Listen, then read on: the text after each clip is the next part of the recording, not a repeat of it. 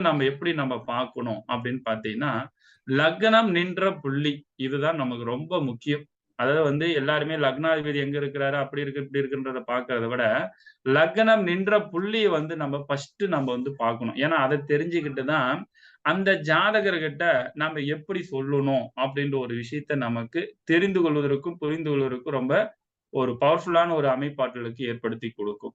So அந்த வகையில எடுக்கும்போது பார்த்தீங்கன்னா, ஒரு ஜாதகத்தில் லக்னம் நின்ற புள்ளி நட்சத்திர பலன்கள். அப்ப லக்னம் நின்ற புள்ளி ஆட்சியோ, உச்சமோ ஆட்சி, உச்சம் நட்பு நிலையில் இருந்தால் நட்பு நிலையில் இருந்தா, அது ரொம்ப பவர்ஃபுல்லான ஒரு விஷயங்கள் கண்டிப்பாக ஏற்படுத்தி குடுக்கும் அப்படின்றது இருக்குது.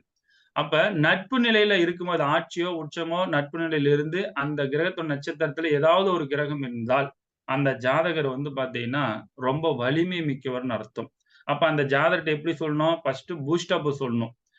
நல்லா ஆக்டிவா இருக்கிறீங்க. நீங்க நெறைய ஒரு உயர்ந்த நிலையில வருவீங்க. ஏன்னா லட்சிய பாதையில இருக்கிறாரா இல்லையான்னு கண்டுபிடிக்கிறதுக்கு லக்னம் நின்ற புள்ளி தான்.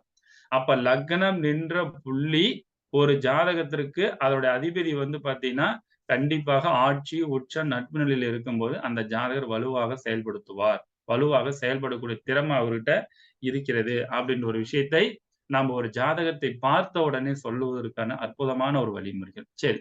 இந்த லக்னம் நின்ற புள்ளி பார்த்தீங்கன்னா, அதனுடைய அதிபதி நீச்சமாயிட்டாரு. நீச்சமாயிட்டாரு. அடுத்து பார்த்தீங்கன்னா, இந்த நிலையில இருக்கும்போது, லக்னம் நின்ற புள்ளி நீச்ச நிலையில ஆயிட்டாரு அப்படின்ற பட்சத்துல இருந்தன்னா, அவரு ஃபர்ஸ்ட் வந்த உடனேயுமே அவருடைய தோல்வி பற்றி நெறைய இடத்துல நீங்க நம்பி குடுத்து ஏமாற்றம் அடைந்தீங்க, தோல்வி அடைஞ்சீங்க அப்படின்ற ஒரு விஷயத்த பார்த்தீங்கன்னா, அந்த இடத்துல அவர்ட்ட நம்ம சொல்லணும்.